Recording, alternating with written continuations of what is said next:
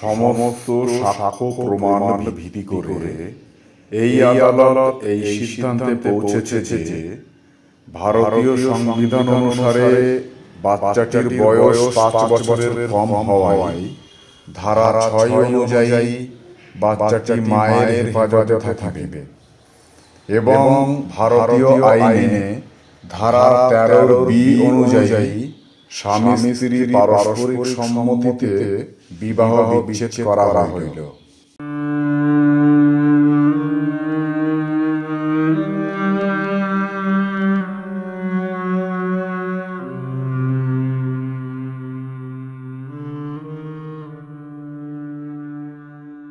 দেখুন, সেদিন আপনাকে আমি বারবার বলেছি যা করবেন চিন্তা ভাবনা করে করবেন। আমরা চেয়ার টেবিল নিয়ে বসেছি টাকা রোজগার করবো বলে ঠিকই, কিন্তু তার মানে এই নয় যে কারোর সংসার ভাঙুক। আচ্ছা বলছি, আর কি কিছুই করা যাবে না? আপনি এত করে বলছেন যখন, কথা দিতে পারবো না, তবে একবার শেষ চেষ্টা করে দেখতে পারেন।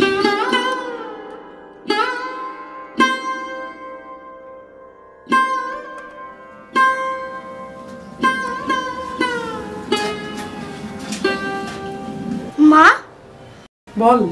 9টা তো বেজে গেল, কখন খেতে দেবে? আমার খুব খিদে পেয়েছে। বাবু, তুমি একটু ঘরে যাও, আমি বাসন কটা রেখে তোমাকে খেতে দিচ্ছি। যাও। হ্যাঁ,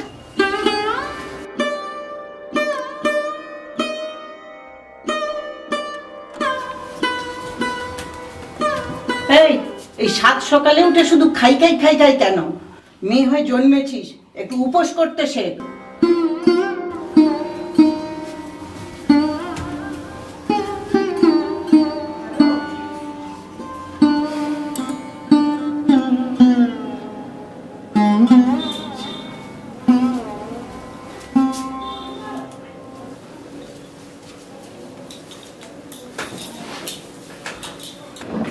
আচ্ছা, ও তো একটা বাচ্চা নাকি? হ্যাঁ, তোমার কি ওকে এইভাবে বলাটা ঠিক হলো? তুমি বলো, ওর কি উপোস করার বয়স হয়েছে? আমার ঘাট হয়েছে বাবা, ঘাট হয়েছে। তোমাদের কোনো ব্যাপারে না না গলানোই ভালো।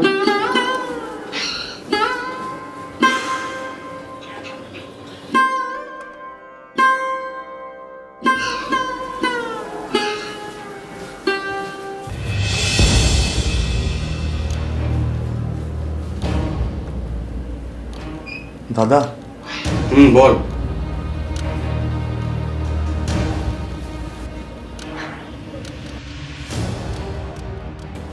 কি হয়েছে বল। বলছি, 100 টাকা তোমার কাছে হবে?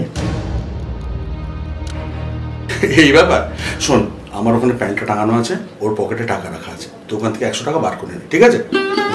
ঠিক আছে।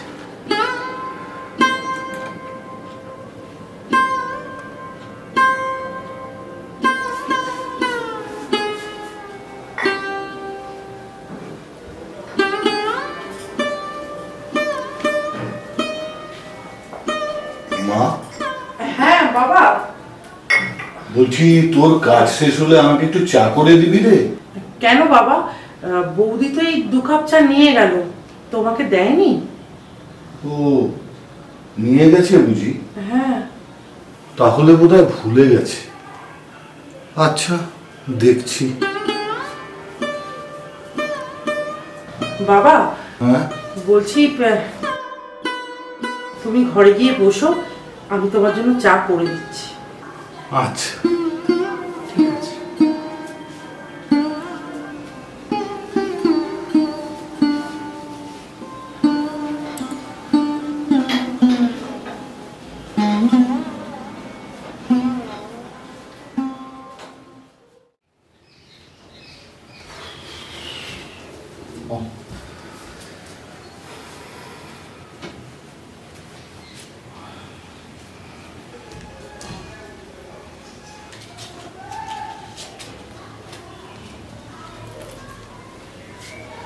ছোট মামা, ছোট মামা।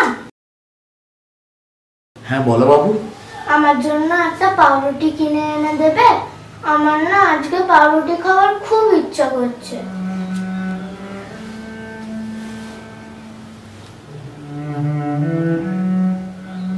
আচ্ছা ঠিক আছে বাবু, আমি যখন বাড়ি ফিরবো তোমার জন্য একটা পাউরুটি কিনে নিয়ে আসবো।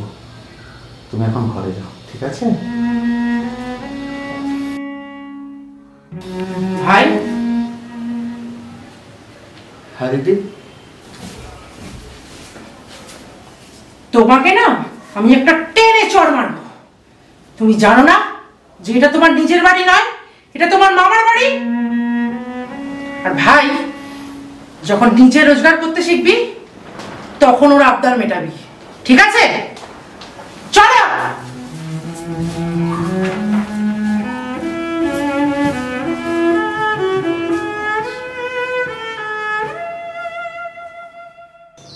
উনি তো আজই আমাকে আসতে বলেছিলেন। এরম চিটিংবাজি উকিল কোর্টের চারিদিকে ঘুরছে। কালো কোট পরলেই উকিল হওয়া যায় না।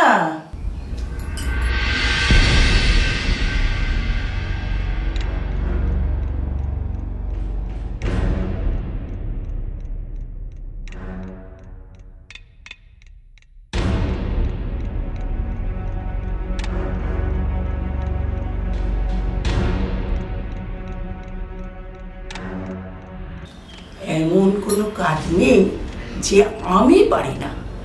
আপনি যদি খরচ বহন করতে পারেন তাহলে আমি আপনার স্বামীর ঘর ফিরিয়ে দেব।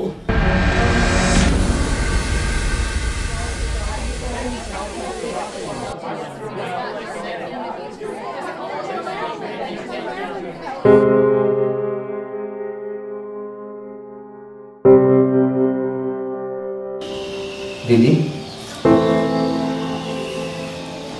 দিদি, ভাগ্নি ঘুমিয়ে পড়েছে? এই পাউরুটিটা আমি ওর জন্য নিয়ে এসেছি, ওকে খাইয়ে দিস। না রে ভাই, এই পাউরুটিটা আমি ওকে খাওয়াতে পারবো না। ও বাচ্চা মানুষ, হয়তো না বুঝে ওটা খেয়ে হজম করে ফেলবে। কিন্তু এই পাউরুটিটা খাওয়ালে ওটা আমার গলায় এসে বিঁধবে রে। এই রুটি আমি ওকে খাওয়াতে পারবো না।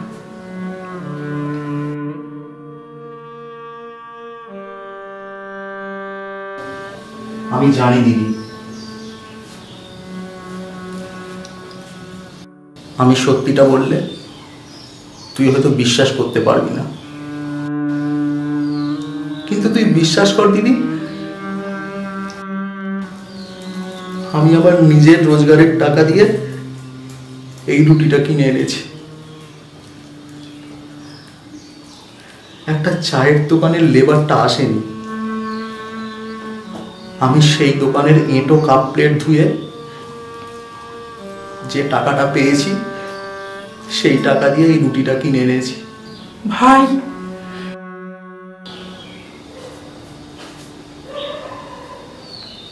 জানিস ভাই, তুই MA পাশ করে আজ যে ভুলটা করেছিস, আমিও গ্র্যাজুয়েট হয়ে আজ থেকে 8 বছর আগে সেই ভুলটাই করেছিলাম রে। কবিতা,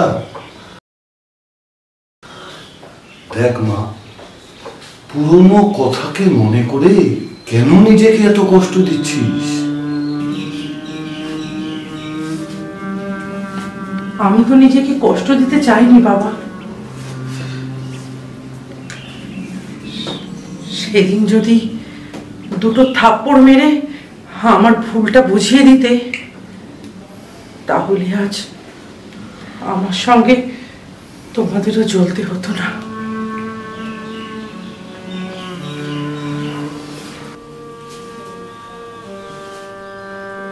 আমি ভালোই বুঝতে পারছি বাবা, বাপের বাড়ির মাংসের ঝোল ভাতের থেকে শ্বশুর বাড়ির নুন ভাত অনেক অমৃত। আসলে কি জানিস মা, মেয়েদের নিজস্ব কোনো বাড়ি হয় না। সেদিন ভুলটা না আমারই ছিল। সেদিন যদি আমি তোকে... বাবা, আমি তো তোমাকে বারবার বলেছিলাম বলো যে আমি বিয়ে করতে চাই না এত তাড়াতাড়ি, আমাকে চাকরিটা করতে দাও। আমি তো তোমাকে বলেছিলাম বাবা।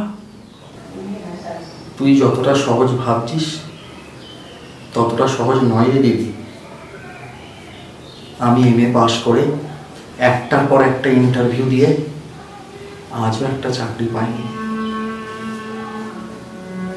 আসলে কি বলতো দিদি, আমাদের দুজনের কপালটাই খারাপ। তবে তুই কোনো চিন্তা করিস না দিদি, আমি কোনো না কোনো কাজ জোগাড় করে তোকে আর ভাগ্নিকে এই বাড়ি থেকে নিয়ে যাব।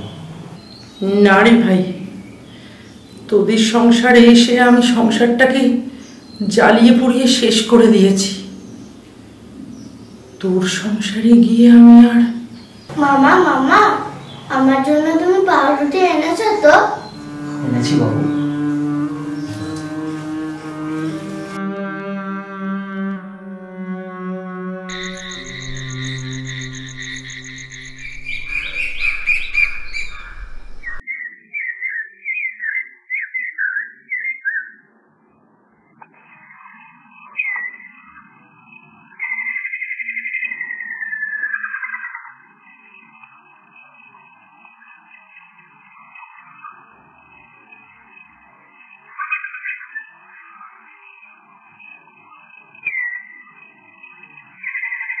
যখনই দেখি তুমি বইয়ের মধ্যে মুখ গুজে পড়ে থাকো।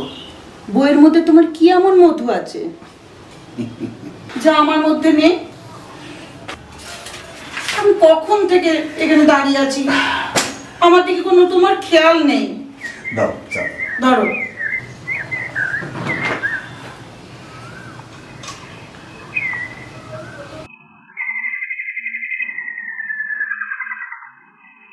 এই বলছি, বাবাকে চা দিয়েছো? আশ্চর্য, তুমি আমাকে বাড়ির বউ করে এনেছো না বাড়ির কাজের মেয়ে করে এনেছো?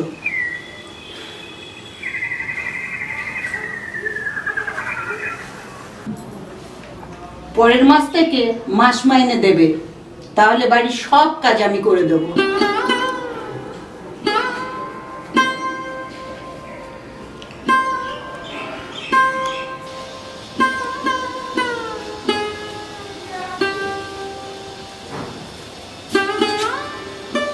বৌদি, বলছিলাম বাড়ির সব কাজ তো আমিই করি, তুমি বাবাকে এক কাপ চা দেবে সেটা তোমার কাছে এতটা অস্বস্তিকর? আমার ভুল হয়ে গেছে রাজকুমারী, আমার একটু ভাবা উচিত ছিল তুমি এই বাড়ির রাজকন্যা।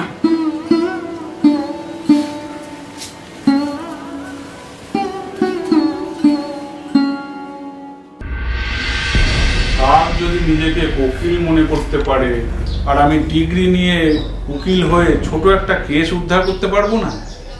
আপনি আমারই জায়গায় বসে ভূপেন বাবুর হয়ে কাজ করছেন। আমি এসব মিথ্যে কথা আপনাকে কে বলেছে? এসব সব মিথ্যে কথা।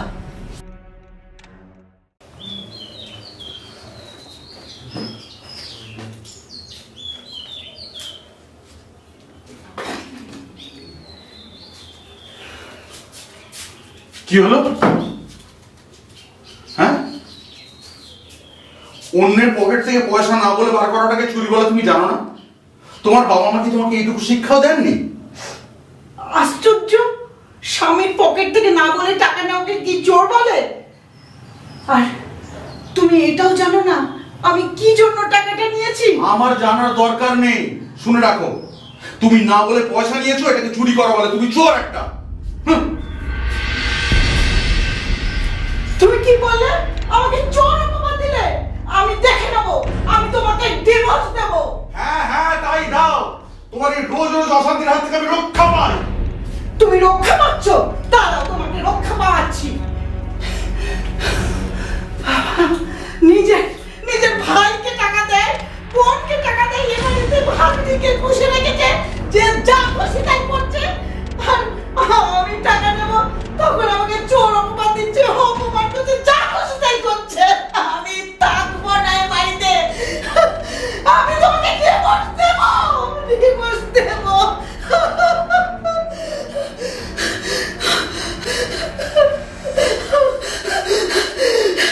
বৌমা, বৌমা, তুমি বড় খোকার কথায় কিছু মনে করো না। ওর আগের মাথায় কি না কি বলে ফেলেছে। এই নিয়ে তুমি আর অশান্তি করো না বৌমা। কি বললেন অশান্তি আমি করছি? অশান্তি আপনারা করছেন। আমি আপনার নামে বধূ নির্যাতনের কেস ঠুকে দিয়ে যাব।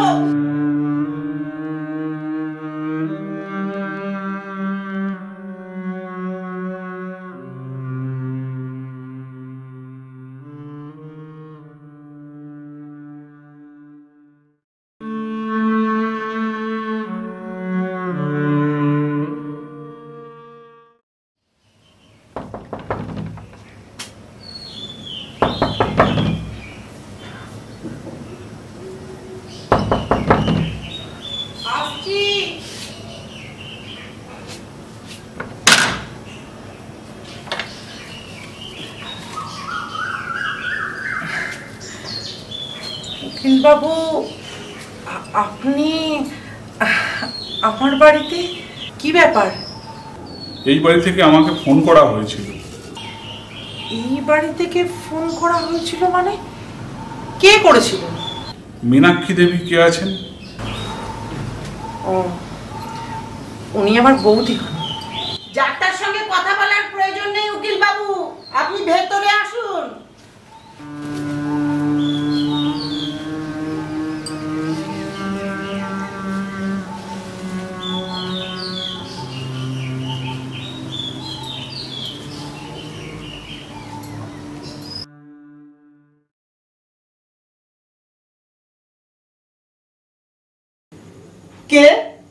কে ওখানে? কে? ও তুমি? বৌদি, আজ আমার তোমাকে কিছু বলার আছে। আমার তোমাদের কোনো কথা শোনার ইচ্ছেই আমার নেই। সে তোমার ইচ্ছে থাকুক আর নাই থাকুক, আজকের কথাগুলো তোমাকে শুনতেই হবে।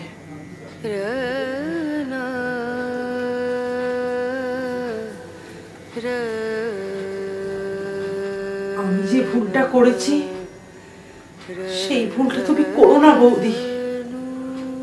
একটা ডিভোর্সি মেয়ে জানে যে একটা ডিভোর্সি মেয়ের কতটা যন্ত্রণা।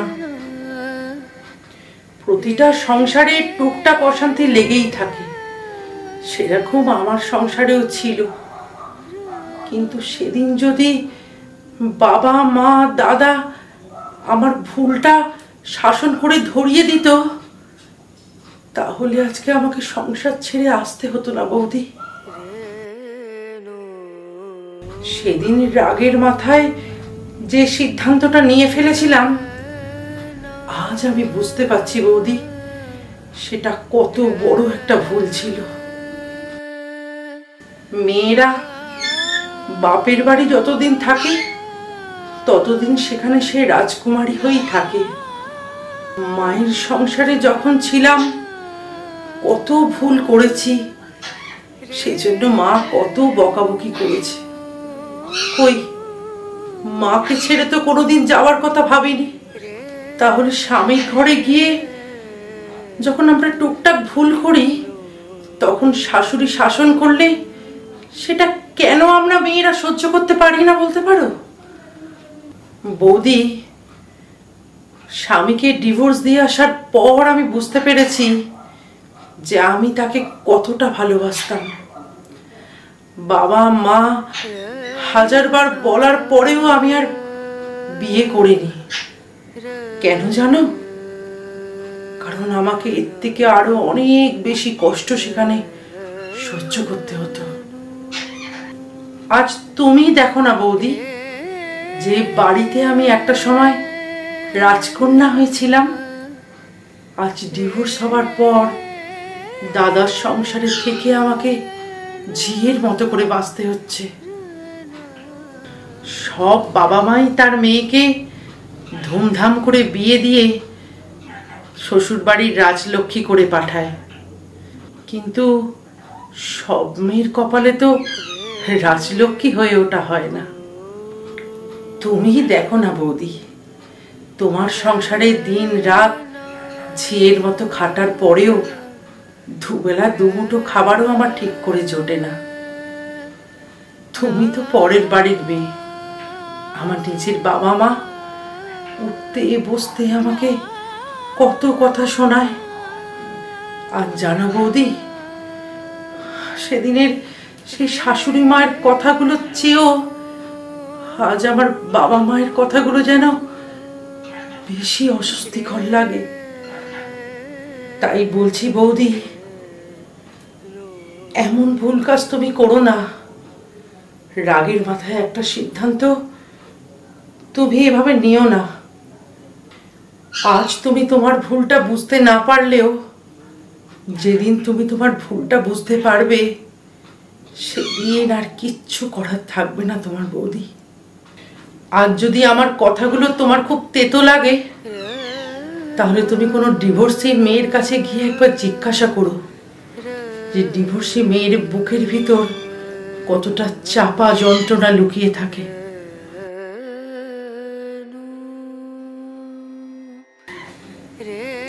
আমাদের এই শিক্ষিত সমাজে এমন অনেক মানুষ আছেন যারা ডিভোর্সি মেয়েদেরকে নিয়ে শুধুমাত্র উপভোগ করতে চায়, তাদেরকে ভালোবেসে বুকে জড়িয়ে নিয়ে নতুন করে সংসার করতে চায় না। কিন্তু আমি তাদের ফাঁদে পা দিইনি বৌদি। কেন জানো? কারণ নিজের ভুলটা বুঝতে পেরে মেয়েকে নিয়ে আমি সবকিছু সহ্য করতে শিখেছি।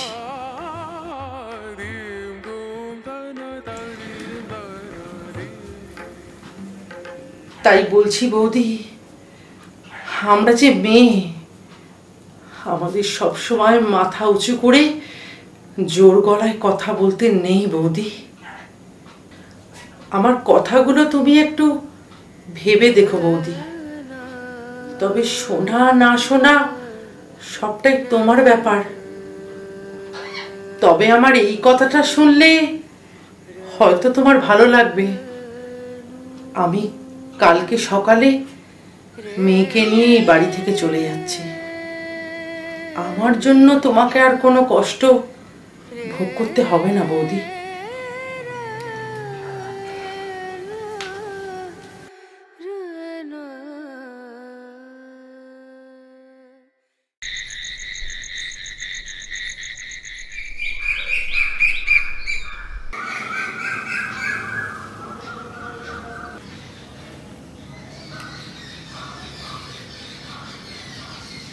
দেখ মা, আমি তোকে বাধা দেব না।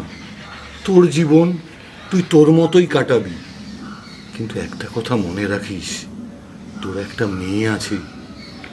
তোর কোনো ভুলের জন্য তোর মেয়ের জীবনটা যেন নষ্ট না হয়। দেখ বোন, তুই কোথায় যাবি সেটা তো অন্তত আমাকে বল। আমি কোথায় যাব আমি জানি না রে দাদা। তবে তোদের এই রোজ রোজ অশান্তি আমাকে নিয়ে আমার আর ভালো লাগছে না রে। যেদিকে দু চোখ যায় আমি সেই দিকেই চলে যাব। দিদি, এই অশান্তি তো আমরা 8 বছর ধরে গায়ে মেখে নিয়েছি। তা তুই হঠাৎ এখন রাগ করে কোথায় চলে যাচ্ছিস? আমি তো এটাই বুঝতে পারছি না। আপনাদের আর বোঝাবুঝির কোনো প্রয়োজন নেই। কবিতা, আমি আপনার শ্বশুরবাড়ি গিয়েছিলাম। প্রথম দিকে আপনার স্বামীর অমত হলেও পরে আপনার শাশুড়ি মার কথাই উনি মেনে নিয়েছেন। এখন আপনি আপনার শ্বশুরবাড়িতে যাবেন। আপনার শ্বশুরবাড়ির লোকজন আপনার জন্য অপেক্ষা করছে।